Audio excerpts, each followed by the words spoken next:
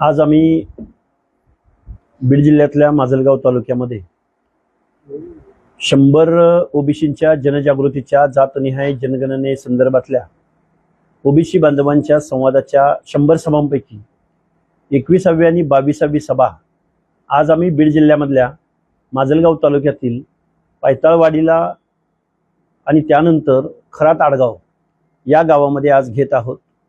त्यानिमित्तानं आज आम्ही बीड जिल्ह्यामध्ये आलेलो आहोत। बीड जिल्ह्यामध्ये माजलगाव नगर परिषदेमध्ये नगरसेविका रेखा अंबोरे सरोदे यांचं कुणबी सर्टिफिकेट हे जात पडताळणी समितीनं रद्द केलेलं आहे। त्याचबरोबर पुणे जिल्ह्यातल्या दौंड नगर परिषदेमध्ये रोहित राजेश पाटील यांचंही कुणबी जात प्रमाणपत्र रद्द झालेलं आहे। याच पार्श्वभूमीवरती या महाराष्ट्रामध्ये जेवढ्या लोकांनी अर्लियर करेक्शनच्या माध्यमातून की कुणबी सर्टिफिकेट मिळवत असताना वेगवेगळी जोडलेली डॉक्युमेंट्स त्यामधली खाडाखोड आणि मग निवडणूक 58 लाख कुणब्यांच्या नोंदी सापडल्या असा दावा केला जातोय आणि लाखो सर्टिफिकेट इश्यू केल्याची प्रकरणं या महाराष्ट्रामध्ये आहेत। महाराष्ट्र शासनाला आमची विनंती आहे की सर्टिफिकेट रद्द करण्यात यावीत, ओबीसीच्या आरक्षणाचं संरक्षण करावं आणि एकूण महाराष्ट्रामधल्या या ज्या काही निवडणुका आता पुढे होऊ घातलेल्या आहेत या होऊ घातलेल्या निवडणुकांमध्ये ओबीसीचं आरक्षण टिकावं यासाठी आम्ही महाराष्ट्रामध्ये 100 सभा घेत आहोत। या 100 सभापैकी आज बीड जिल्ह्यामधल्या माजलगाव तालुक्यामध्ये 21वी आणि 22वी सभा होत आहे। कसं बघताय तिकडे कालचं प्रकरण आहे बोगस सर्टिफिकेट आहे जाहीर केलं कुठं तर मराठा आरक्षणाचा ओबीसी आरक्षणात घुसखोरी करणाऱ्या माणसांना म्हणजे जेवढे सर्टिफिकेट आहेत मी तर महाराष्ट्रातल्या ओबीसीना विनंती करेन जिथं तुम्ही निवडणुकांना सामोरं जात असताना तुमच्या अपोजिटला ज्यांनी बोगस सर्टिफिकेट काढून निवडणूक लढवलेली आहे त्याच्या अपोजिटच्या माणसानं कोर्टात गेलं पाहिजे, ते बोगस सर्टिफिकेट रद्द केलं पाहिजे। 2 सर्टिफिकेट रद्द झाले काय आणि 1000 सर्टिफिकेट रद्द झाले काय? तुम्ही गॅजेट असेल, निजाम गॅजेट असेल किंवा कुठलं पुणे गॅजेट असेल, सातारा गॅजेट असेल त्यामध्ये यांना ओबीसी मध्ये टाकावं किंवा हे मागासवर्गीय आहेत असं कुठं दाखवलं जातं। त्यामुळं मुळात या ज्या गोष्टी घडतायत या गोष्टी ओबीसीचं आरक्षण संपवणाऱ्या आहेत। त्यामुळे आम्ही या सर्व गोष्टींना विरोध करत आहोत आणि महाराष्ट्रामध्ये 100 सभा घेत आहोत। त्यामध्ये आजच्या ह्या 21वी आणि 22वी सभा बीड जिल्ह्यामध्ये होत आहे। एक सर्टिफिकेट अशा पद्धतीने बोगस येतोय आणि नगरसेविकेचं पद जातं, जरांगे पाटलांना काय सांगणार? जरांगे पाटलांना आम्ही एकच सांगू, सोडवली आणि ओबीसीच्या अनात माती कालवलेला आहे। त्यामुळे तुम्ही कितीही आंदोलनं केली, तुम्ही कितीही इथल्या जात पडताळणी समिती असेल किंवा जात प्रमाणपत्र इश्यू करणारी समिती असेल त्यांच्यावर तुम्ही कितीही दबाव आणला तर कायदेशीररित्या तुम्ही बेकायदा काम करत आहात, ओबीसीच्या झोपडं उद्ध्वस्त करण्याचं काम करत आहात। तुम्हाला इथली न्यायव्यवस्था माफ करणार नाही हे मी अगदी दाव्यानिशी सांगतो। पण शासनानं यांना पाठीशी घालण्याचं काम करू नये। काल परवा आम्ही प्रेसमध्ये असं ऐकलं की आमदार लाड आणि जरांगे पाटलांनी जे काही जात प्रमाणपत्र इश्यू करणाऱ्या समिती आहेत किंवा जात पडताळणी करणाऱ्या समिती आहेत त्यांच्यावरती दबाव टाकण्याचं काम केलेलं आहे किंवा दबाव टाकण्यासाठी शासनाला ते विनंती करत आहेत। असं होणार नाही। त्या स्वायत्त संस्था आहेत, न्यायिक संस्था आहेत, तेव्हा ओबीसीच्या आरक्षणामध्ये घुसखोरी करायचा प्रयत्न तुम्ही करू नका। नाही, परवानगी देत नाही। सर्वोच्च न्यायालयाचा जजमेंटचं हे उल्लंघन आहे। शासनानं कधीतरी त्यांचे जे काही कायदेशीर सल्लागार आहेत, अटॉर्नी जनरल आहेत, त्यांचा सल्ला घ्यावा की आपण जे काही करत आहोत ते नक्की काय करत आहोत। ओबीसीचं आरक्षण संपणार आहे का? मराठा समाजाला अशा पद्धतीने ओबीसी मधलं आरक्षण देता येईल का? हे वारंवार आम्ही सांगून आता आम्ही अक्षरशः वैतागलेलो आहोत। पण न्यायव्यवस्थेनं सुद्धा ज्यावेळी प्रतिकार केला तिथल्या लोकांनी, ज्यावेळी न्याय मागितला त्यावेळी ही 2 सर्टिफिकेट रद्द झालेली आहेत। नैतिक पातळीवरती जरांगे पाटलांचं आंदोलन हे फेल झालेलं आहे। परंतु शिक्षण आणि नोकऱ्यामध्ये सुद्धा हजारो लोकांची घुसखोरी या प्रमाणपत्राच्या द्वारे महाराष्ट्रामध्ये होत आहे। याला विरोध करण्यासाठीच आम्ही ओबीसींच्या जनजागृती सभा घेत आहोत। माजलगावमध्ये एका महिलेचं नगरसेवक पद यासाठी तुम्ही दिलं म्हणून तिथे तुम्ही सभा लावताय? नाही, असं नाही। याच्या अगोदर आमच्या बघा अहिल्यानगर जिल्ह्यामध्ये सभा झालेल्या आहे, अशातला भाग नाही. तर आमचं हे अगोदरच प्लॅन झालेलं आहे आणि हे पूर्व नियोजित आहे. त्यामुळं तिथलं सर्टिफिकेट रद्द झालं म्हणून आम्ही तिथं जात आहोत असं नाही. माजलगावमधील नगरसेविकेचं जात प्रमाणपत्र रद्द झालं, परंतु हे जात प्रमाणपत्र पुरेसे पुरावे न घेता किंवा त्या पुराव्यांची खातरजमा न करता देणाऱ्या अधिकाऱ्यांवर काही कारवाईची मागणी तत्काळ या जात प्रमाणपत्र इश्यू करणाऱ्या अधिकाऱ्यांचं तात्काळ निलंबन करण्यात यावं अशी आम्ही मागणी करत आहोत. मागणी करणारे तक्रार पण आता आम्ही हे रद्द केलेच ना. आम्ही न्याय मागितला म्हणूनच उलट मित्र ओबीसी बांधवांना आवाहन करेन, जी लोक अशा लोकांच्या विरोधामध्ये लढलेले आहेत, पराभूत झालेले आहेत, त्या लोकांनी अशा नगरसेवकांच्या विरोधामध्ये न्यायालयात गेलं पाहिजे. आम्ही त्याला मार्गदर्शन करू. आपण ही एक दोन नव्हे, आपण महाराष्ट्रात जिथं जिथं मूळ ओबीसीला न्याय मिळाला नाही, संधी मिळाली नाही, त्या ठिकाणी आपण कोर्टात गेलं पाहिजे आणि ही प्रमाणपत्र रद्द केली पाहिजेत, ही पदं रद्द केली पाहिजेत. ही लढाई जशी रस्त्यावरची आहे, ही लढाई जशी सरकार बरोबर आहे, तशीच ही लढाई न्यायालयामध्ये जाऊन सुद्धा आपल्याला लढावी लागेल असं मी तुम्हाला अगदी जबाबदारीने सांगेन. ज्यांनी प्रमाणपत्र दिलं ते दोष वाटत नाही तुम्हाला? निश्चित प्रमाणपत्र दिलं, कारण त्यांच्यावरती शासनाचा दबाव आहे. त्यांच्यावरती अनेक आमदार, लोकलचे आमदार, मंत्री त्यांच्यावर दबाव टाकतात. आणि दुसरी एक गोष्ट की जात प्रमाणपत्र इश्यू करत असताना प्रचंड मोठ्या प्रमाणात महाराष्ट्रामध्ये भ्रष्टाचार आहे. एखादी निवडणूक जाहीर झाली की तिथं कुणबीकरणाद्वारे ओबीसी सर्टिफिकेट काढणाऱ्यांची संख्या खूप मोठी आहे.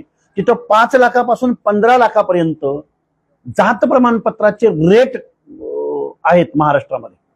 त्यामुळं ज्या लोकांनी जात प्रमाणपत्र अशा बेकायदेशीररित्या वितरित केले त्यांचं तात्काळ निलंबन या महाराष्ट्रात झालं पाहिजे अशी आमची मुख्यमंत्री महोदयांकडे विनंती आहे. एकेकाळी जे लाड जरांगे पाटील यांच्यावर टीका करायची, तेच लाड आता प्रत्येक वेळी मध्यस्थी करण्यासाठी आणि त्यांची मनधरणी करण्यासाठी जातात. काय नेमकं हा सगळा युटर्न आहे का, नेमकं काय? हे बघा, लाड आहेत, लाडांचा आणि आरक्षणाचा काहीही संबंध नाही.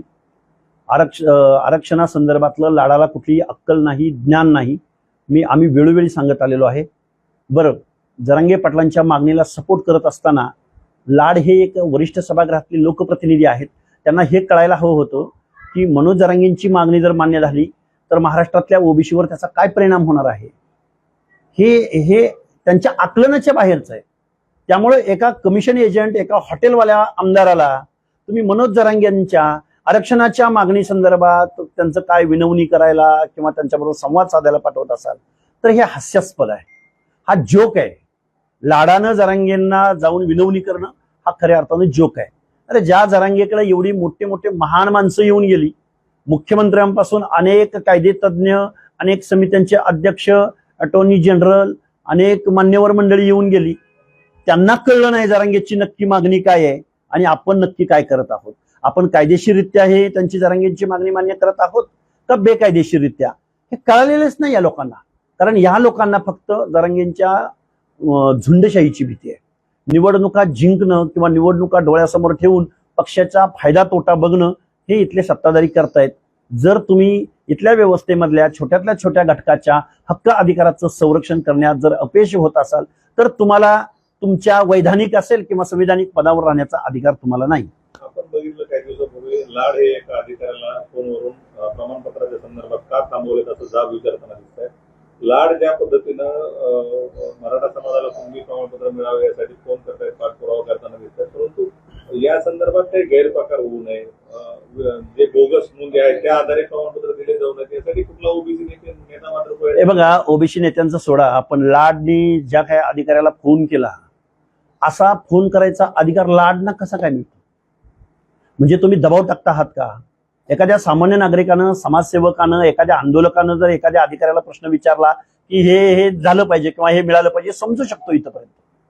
पण जबाबदारीचं म्हणजे काय, वरिष्ठ सभागृहाचा सदस्य असणाऱ्या माणसानं एक स्वायत्त किंवा एक वेगळे कायदेशीररित्या, घटनात्मकरित्या ज्या अधिकार आहेत, ज्यांना कास्ट सर्टिफिकेट इश्यू करणाऱ्या लोकांना न्यायिक अधिकार आहेत, त्यांच्यावरती दबाव टाकण्याचा हा प्रकार आहे. एखाद्या आमदाराचा फोन येणं म्हणजे दबाव टाकणं आहे. दबाव टाकून कास्ट सर्टिफिकेट जर इश्यू केलं जात असेल तर ते बेकायदा आहे. आमदार प्रसाद लाड यांच्यावरती तात्काळ गुन्हा दाखल झाला पाहिजे की अशा पद्धतीनं दबाव टाकून जर तुम्ही प्रमाणपत्र काढत असाल तर ते लोकशाहीला घातक आहे, कायद्याला घातक आहे. आणि अधिकाऱ्यांनी असं ऐकू नये, अधिकारी जर दबावात येऊन काम करत असतील तर त्या अधिकाऱ्यांचं तात्काळ निलंबन झालं पाहिजे अशी आमची मागणी आहे. ओबीसी आरक्षणाच्या संरक्षणासाठी तुम्ही 100 सभा आयोजित केली. मात्र 100 सभा दरम्यान तुम्ही वगळता, नवनाथ वाघमारे वगळता इतर ओबीसीचा सत्तेतला किंवा विरोधातला एकही नेता तुमच्यासोबत दिसत नाही. फुटपट्टी आंदोलन एवढं आंदोलनात फूट वगैरे नाही. आम्ही सामान्य आंदोलक आहोत. आम्ही वास्तव बोलणारी माणसं आहोत. आम्ही कुठल्याही पक्षाच्या अजेंड्यावर, कुठल्या पक्षाची भीड ठेवून आम्ही काम करणारे कार्यकर्ते नाही आहोत. बरं, आम्ही काय म्हणतोय की ओबीसीचं आरक्षण संपलंय. मग जे सामील होत नाहीत त्यांनी सांगावं संपलंय का नाही संपलंय. जर संपलंय याच्याशी त्यांची सहमती असेल तर त्यांनी ते जिथं जिथं आहेत तिथून त्यांनी आवाज उठवावा. आम्ही असं म्हणत नाही की तुम्ही आमच्या आंदोलनामध्ये येऊन सामील व्हा आणि मग आपण आंदोलन, असं आमचं म्हणणं नाही. तुम्ही ज्या ठिकाणी आहात त्या ठिकाणी ओबीसी बद्दल बोला. हे आमचं ओबीसी बांधवांना, ओबीसी नेत्यांना सुद्धा आव्हान आहे ना. त्यामुळं आणि जर आमचं चुकत असेल तर त्यांनी आम्हाला सांगावं की तुम्ही चुकीची मागणी करताय, तुम्ही चुकीचं वातावरण निर्माण करताय, तुम्ही समाजामध्ये तेढ निर्माण करताय. असं काय असेल तर त्यांनी आम्हाला सांगावं. आम्ही विचार करू या गोष्टीचा. समीर भुजबळांना उमेदवारी नाकारल्यानंतर कुठेतरी छगन भुजबळ हे नाराज दिसत आहेत, त्यामुळे ओबीसीचं नाव काढून घेतात. हे बघा, तो त्यांच्या राजकारणाचा विषय आहे. जेव्हा राष्ट्रवादी काँग्रेस पक्षाची स्थापना झाली तेव्हापासून शरदचंद्रजी पवारांच्या खांद्याला खांदा लावून काम करणारे माननीय छगनरावजी भुजबळ आहेत. ते नाराज असतील नसतील तो त्यांच्या पक्षाचा भाग आहे. एखाद्या पक्षामध्ये जर पक्षाच्या पक्षवाढीसाठी काम करणारा एखादा नेता असेल तर ते त्यांचा पक्ष बघून घेईल. पण ओबीसीच्या बाबतीमध्ये मात्र भुजबळ साहेबांनी आजही त्यांच्या मार्गदर्शनाची आज आम्हाला आवश्यकता आहे. कारण ओबीसी मध्ये चीड आहे, संताप आहे. आपलं आरक्षण गेल्याची जाणीव आम्ही गेल्या 2-3 वर्षापासून ओरडतोय. पण आता ज्या ज्या गावामध्ये जाऊ तिथं तिथं ग्रामपंचायतीची साधी इलेक्शन लागली असेल, पूर्वी 3 जागा ओबीसीच्या होत्या तिथं 2वर आलेत, जिथं 2 होत्या तिथं 1वर आलेत, जिथं 1 होती तिथं आता 0वर आलेली आहे. त्यामुळे ओबीसीचं आरक्षण संपल्याची भावना महाराष्ट्रातल्या तमाम ओबीसींच्या मनामध्ये गेलेली आहे आणि त्याचा आवाज बनण्याचा आम्ही प्रयत्न करतोय. तेव्हा भुजबळ साहेबांनी सुद्धा आम्हालाही मार्गदर्शन करावं, आम्हालाही कान पकडावा. आम्ही चुकीचं बोलत असू किंवा चुकीची भूमिका मांडत असू तर भुजबळ साहेबांनी आम्हाला सांगितलं पाहिजे. पण जर ओबीसीचं आरक्षण संपल्याचं त्यांनाही जर जाणीव होत असेल तर आता राजकारण करायची वेळ नाही किंवा आता मागं थांबण्याची वेळ नाही, तर ठाम भूमिका घेण्याची ही वेळ आहे असं मला एक ओबीसीचा आंदोलक म्हणून वाटतं. 100 सभा घेत आहे, परंतु या 100 सभा म्हणून झालेल्या जनजागृतीनंतर निर्णायक लढा काय असणार आहे? निर्णायक लढा आम्ही मुंबईला आझाद मैदानावरती ओबीसींचा 1 लाख लोकांचा मोर्चा, कम से कम 1 लाख लोकांचा मोर्चा आम्ही मुंबईला घेऊन जाऊ. आम्ही इथल्या शासनाला जाब विचारू. आम्ही ओबीसी बांधव 300-400 जाती आहेत याची आम्हाला जाणीव आहे. या सगळ्या लोकांना एकत्रित आणत असताना आम्हाला खूप मोठ्या आव्हानाला सामोरं जावं लागणार आहे याचीही आम्हाला जाणीव आहे. पण ओबीसीचं काहीच म्हणणं नाही. ओबीसीला गृहीत धरून जर इथलं सरकार काम करत असेल तर इथल्या सरकारला आम्ही योग्य ती जागा सुद्धा दाखवू. मान्सून पाठ फिरवलेली आहे. गावातला गावगाडा जो आहे तो बंद केलेला आहे, ठप्प झालेला आहे. सरकारकडे काय मागणी करावी? हे बघा, आंदोलन सुरूच राहतील. शेतकऱ्यांसाठी ओबीसी महाराष्ट्र शासनानं तात्काळ सुका दुष्काळ जाहीर केला पाहिजे. कोरडा दुष्काळ, सुका कोरडा, आमच्या भागात सुका म्हणतात, कोरडा दुष्काळ जाहीर केला पाहिजे. दुष्काळ सदृश्य परिस्थिती आज रोजी आहे. शेतकरी हवालदिल आहे. जर या महाराष्ट्रामध्ये 6 खासदारांचं बंड आणि मीडियामधलं कव्हरेज, स्पेस, यामधून जर तुम्हाला वेळ मिळाला असेल तर शेतकऱ्याच्या बाजूने बोला. ज्या पंढरीच्या पांडुरंगासमोर जे रोहित पवार शेतकऱ्यांच्या प्रश्नावरती आंदोलनाला बसले, त्या रोहित पवारांनी दुष्काळ जाहीर झाला पाहिजे म्हणून मागणी करावी. एक इव्हेंट म्हणून शेतकऱ्यांच्या प्रश्नावर इव्हेंट बनवण्यापेक्षा शेतकऱ्यांना काय हवंय आणि काय नकोय याच्यावरती रोहित पवारांनी काम करावं. रोहित पवार मित्र आहेत आमचे, विरोधकामध्ये काम करतायत. 8-10 दिवसापूर्वी तुम्ही पंढरीमध्ये आंदोलन केलं, 2-3 दिवसाचं आंदोलन केलं. खरं तर 5व्या दिवशी मी त्यांना भेटायला जाणार होतो, पण बिचाऱ्यांनी 3ऱ्या दिवशीच आंदोलन संपवलं. काय झालं सत्ताधाऱ्यांबरोबर त्यांचं आणि त्यांची मागणी काय होती आणि शासनाने त्याला काय उत्तर दिलं, महाराष्ट्रातल्या शेतकऱ्याला काही कळलेलं नाही. आज रोजी शेतकरी हवाल दिलाय, तो पेरायचं काय याच्याबद्दल हवाल दिलाय, त्याची पेरणी होत नाही. आज शेतकऱ्यांच्या जे काही त्यांची जनावर आहेत त्या जनावरांना चारा आज उपलब्ध नाहीये, त्याबद्दल हवाल दिलाय. दुधाच्या उत्पादनावर खूप मोठा परिणाम झालेला आहे. त्यामुळे हवाल दिलाय. शेतकऱ्यांच्या प्रश्नावरती मायबाप सरकारनं बोलावं अशी माझी विनंती राहील. काल एका राजकन्याच्या कन्येचा विवाह होता. मोठ्या थाटामाटात हा विवाह संपन्न झाला. सर्व सत्ताधारी विरोधक एकत्रित होते. नाही, ते इंडियामधले दिसले नाही का? नाही, इंडियामधली लोक होती ती सर्व. आम्ही भारतामधली लोक आहोत. आम्ही खेड्यापाड्यामधले लोक आहोत. त्यामुळं शाहरुख खानचा गालगुच्चा घेताना आम्हाला बघून आम्ही दुष्काळ सुद्धा विसरून गेलो होतो. याच्यापेक्षा मी मोठ्या माणसाविषयी बोलणं, पर्सनल बोलणं मला योग्य वाटत नाही. पण शाहरुख खानचा गालगुच्चा घेताना शेतकऱ्यांच्या डोळ्यात इकडं पाऊस नाही म्हणून अश्रुधारा ज्या उघडत होत्या त्या जरा त्या गालगुच्चा घेताना बघून जरा शेतकऱ्याने हे विसरून गेलाय थोडंसं. काय बोलणार हो आम्ही दुसरं? एका बाजूला रोहित पवार, जो पवारांचा वारसदार आहे, तो शेतकऱ्यांबद्दल 2-3 दिवस त्या पंढरपूरमध्ये आंदोलन करतो.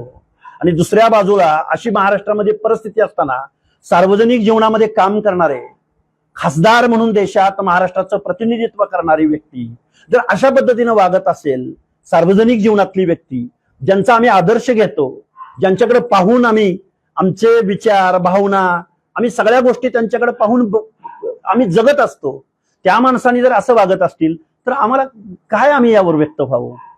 विवाह समारंभ आहे, उत्सव झालाच पाहिजे. तुम्हाला काय एवढी नाराज? नाही, विवाह झालाच पाहिजे ना. विवाह एकाचा बहारीनमध्ये होतो, एकाचा बच्चन कुटुंबीय, काय कोण कुठली मंडळी तिथं आली होती साहेब. ते इंडियामधल्या लोकांचं लग्न होतं. आम्ही भारतामधले लोक आहोत. आमच्याही शेतकरी पुत्रांच्या अनेकांची लग्न होतात ना. त्यामुळे आम्ही आता पावसाच्या प्रतीक्षेमध्ये आहोत. आम्ही विवंचनेमध्ये आहोत. आणि आम्ही ज्यांना निवडून दिलं त्या लोकांचं हे असं बघितल्यानंतर आम्हाला थोडंसं आता काय व्यक्त व्हावं त्यावरती. पावसाळी अधिवेशन उद्यापासून सुरू होत आहे. काय मागणी? पावसाळी अधिवेशनामध्ये सर्वात प्रथम या महाराष्ट्र शासनानं इथल्या शेतकऱ्यांना अस्वस्थ करावं आणि कोरडा दुष्काळ पहिल्या मीटिंगमध्ये, पहिल्या तासामध्ये या महाराष्ट्रामध्ये जाहीर करावा अशी मी महाराष्ट्राच्या सरकारला विनंती करेन. ओबीसी प्रमाणपत्र संदर्भामध्ये अधिवेशनामध्ये काय वेगळी मागणी करणार आहे? 58 लाख कुणब्यांच्या नोंदी आम्हाला सापडलेत, मिळालेत. आणि 58 लाख कुणब्यांच्या नोंदी मिळालेत असं ज्यावेळी म्हटलं जातं त्यावेळी महाराष्ट्रामध्ये बोगस कुणबी प्रमाणपत्र वाटायला वाव मिळतो आणि ओबीसीचं आरक्षण उद्ध्वस्त होतं. तेव्हा अशा पद्धतीनं ओबीसी मधलं कुणबीकरणाद्वारे जे काही समावेश आहे तो तात्काळ रद्द करावा अशा पद्धतीची मागणी ओबीसी नेत्यांनी करावी, सत्तेतल्या नेत्यांनी करावी, विरोधातल्या नेत्यांनी करावी अशी आमची मागणी असेल. एकीकडे लढ्यामध्ये त्यांचा मृत्यू झाला, काही आत्महत्या केली, त्यांच्या कुटुंबियांना काही मदत दिली हे बघा, किंवा त्यांच्या कुटुंबियांना काही शासकीय नोकरी दिलं पाहिजे. हे बघा, महाराष्ट्र शासन हे संपूर्ण महाराष्ट्राचं म्हणजे महाराष्ट्रातल्या 12, 13, 14 करोड जनतेची जबाबदारी महाराष्ट्राच्या मुख्यमंत्र्यावर आहे.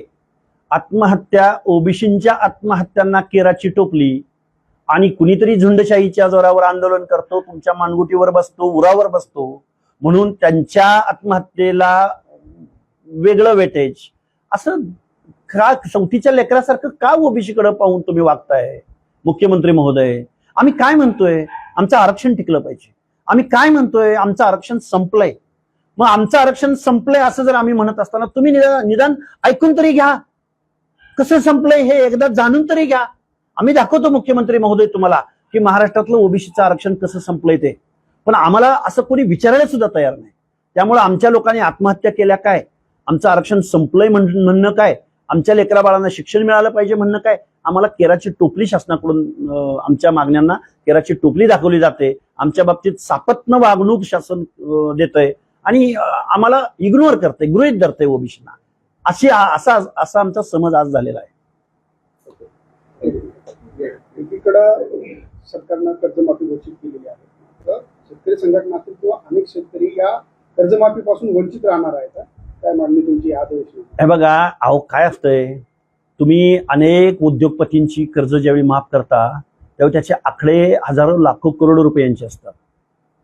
ज्या शेतकऱ्यांचा शेती हा व्यवसाय जो इथल्या सर्वांना जगवण्याचं काम शेतकरी बळीराजा करतो, त्या बळीराजाची शेती ही अनिश्चित असते, पावसाच्या पाण्यावर अवलंबून असते. तेव्हा सरकारने एकदा सरसकट शेतकऱ्यांचं कर्ज माफ करून द्यावं ना. पण ते कर्जमाफ करत असताना शासनानं काही अट्टी घातल्या असतील, काही बड्या शेतकऱ्यांना किंवा कारखान्यांना किंवा अजून कुठल्या लोकांना त्याचा फायदा होत असेल आणि सामान्य शेतकऱ्याला त्याचा फायदा होत नसेल तर याचंही इन्स्पेक्शन व्हावं असं म्हणणारा मी कार्यकर्ता आहे. गेवराईच्या नगर परिषदेच्या निवडणुकीच्या पोटनिवडणुकीमध्ये पंडितांचा पराभव झाला. काय सांगाल? आता पंडितांचा पंडित आहेत, त्यांचा पराभव म्हणजे हा? दुसऱ्या पंडिताचा नाही, विजयसिंह पंडिताचा. विजयसिंह पंडितांचं काय झालंय? पराभव झालाय. त्यांनी थोडंसं आत्मचिंतन केलं पाहिजे त्या गोष्टीवर. आणि आत्ता त्यांचा नगर परिषदेत पराभव झालाय, पण पंडित विजयसिंह पंडित पुढच्या वेळी विधानसभेत दिसणार नाहीत एवढं मी तुम्हाला सांगतो.